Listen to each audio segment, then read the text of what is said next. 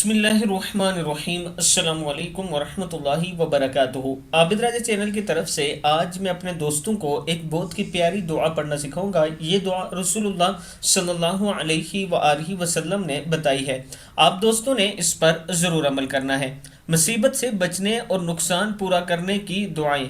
کسی بھی مصیبت کے وقت جو شخص یہ دعا پڑھے گا، اللہ تعالیٰ اسے نقصان سے کئی زیادہ بہتر چیز عطا فرما دے گا۔ دعا کیا ہے؟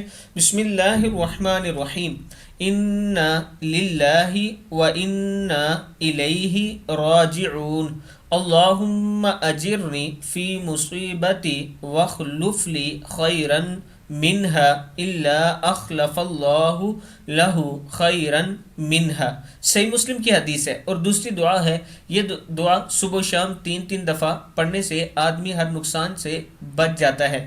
بسم اللہ الذی لا یضر مع اسمہ شیء فی الارض ولا فی السماء وہو السمیع العلیم۔ صدق اللہ العظیم۔ آپ دوستوں نے اس پر ضرور عمل کرنا ہے اور اس ویڈیو کو آگے شیئر کریں تاکہ دوسروں تک پہنچ سکے۔ اور رمضان سے پہلے اگر آپ دوست یا رمضان کے درمیان میں بھی یہ کورس کر سکتے ہیں، یہ نیچے نمبر بھی لکھا ہوا ہے۔